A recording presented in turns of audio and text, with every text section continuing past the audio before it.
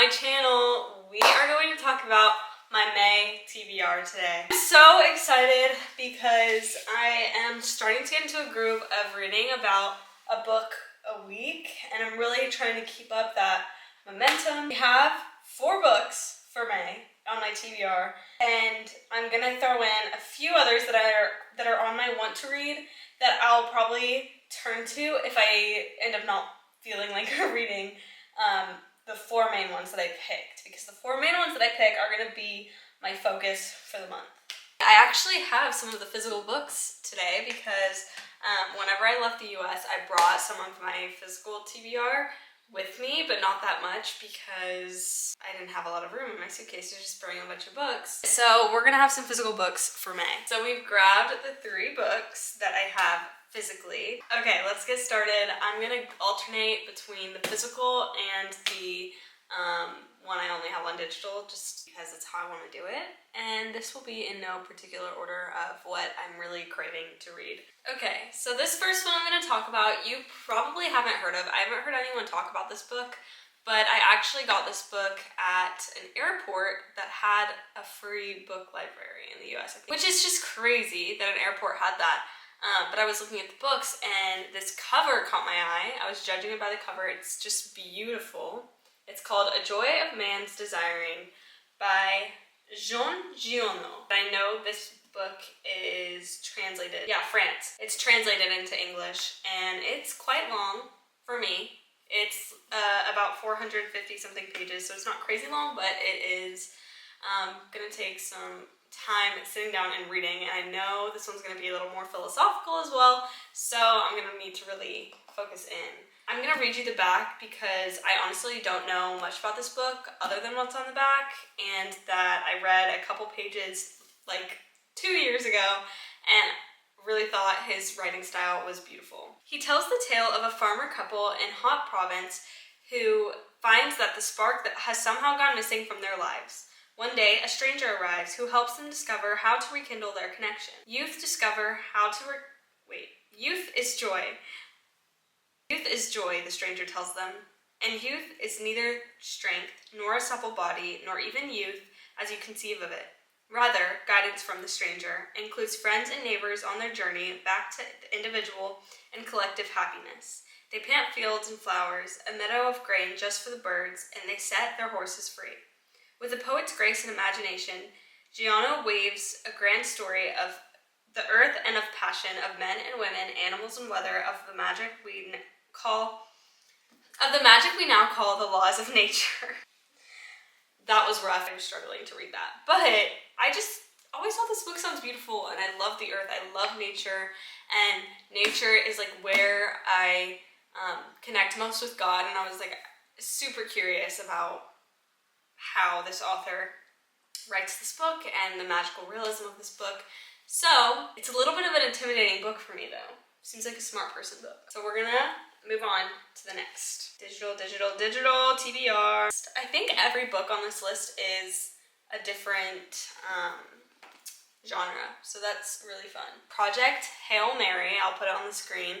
This one sounds so intriguing. I don't have the physical copy, but I can get it on my Kindle. I've never read a science fiction book, and so this would be my introduction to science fiction. If you haven't heard of it, all I know about it, which I like to go into books not knowing that much, so I'll tell you the only thing I know, is that a man is in space and he wakes up, a man wakes up in space, doesn't know why he's there, but like he has to save the world or something. That's all I know, and that's all I want to know. So that's all I'm going to tell you about it. Honestly, I really want to read that one.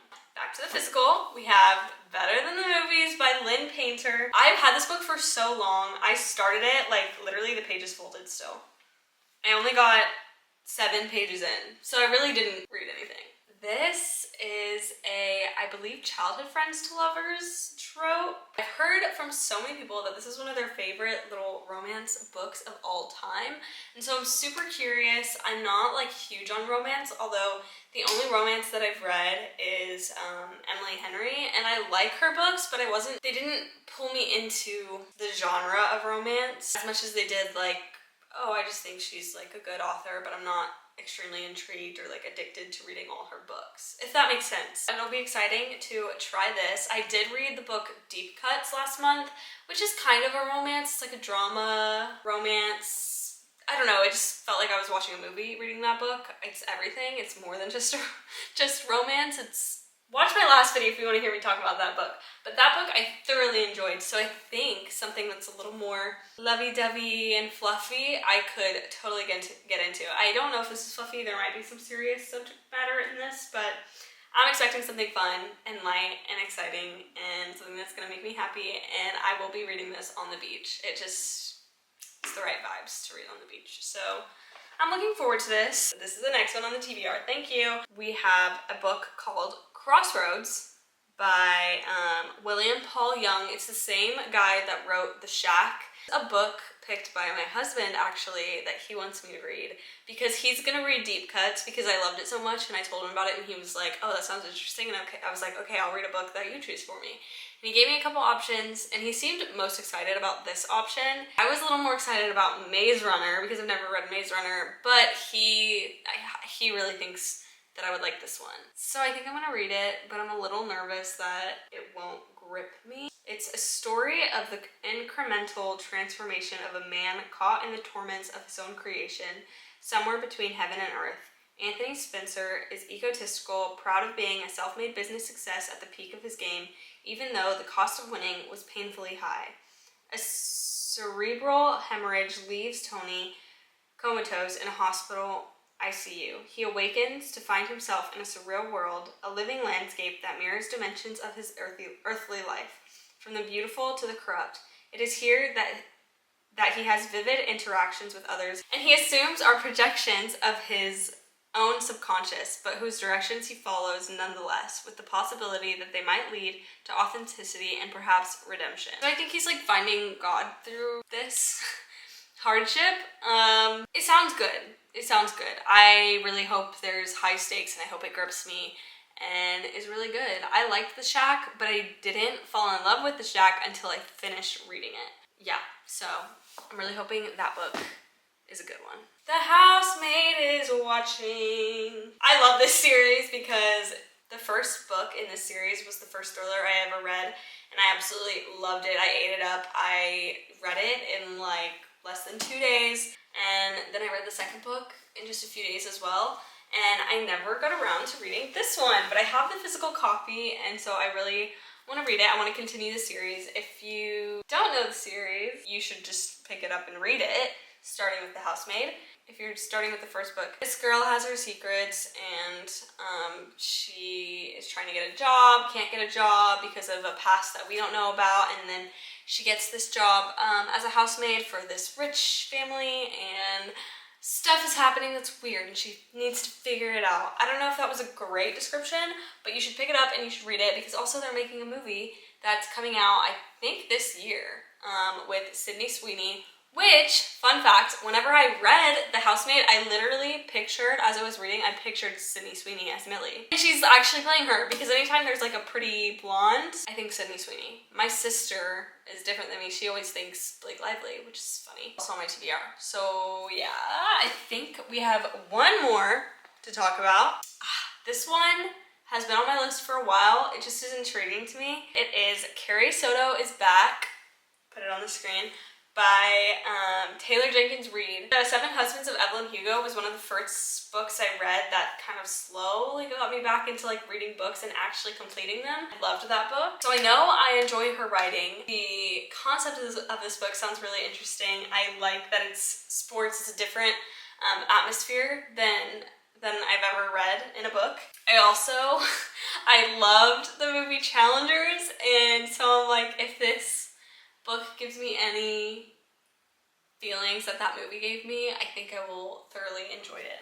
If you don't know anything about this book, I'll tell you what I know, although I don't know everything. All I know is that Carrie Soto was like the best tennis player of her time, and then she retires, and someone that is playing, she's watching, and someone like breaks her record. And then she decides she's gonna come back to the game and start playing again. And I think it'll be an interesting narrator, I've heard people say, because I think you don't like her, but you do like her, or you root for her, but you also don't root for her because she might not be a good person. I don't know. I don't know. I think I remember hearing that from someone in a reading vlog. Which is also fun because you think that in watching the movie Challengers, which I really liked. But yeah, so that is also on my list, and we have completed my TBR for May. I definitely will not be able to read every single book I just told you because I am not to that level of reading that fast yet. Yeah, so thank you for watching this video. This is my first TBR video, so be nice to me, please. I literally forgot I made a coffee. I could have been sipping this the whole video. Delicioso. Thank you for watching. You're the best. Let's get reading so I can make another video within this month about everything I read and vlogging what I read in May. I always end up doing this in the videos at some point because I don't know what happens when I'm sitting alone in front of a camera. Okay. Bye!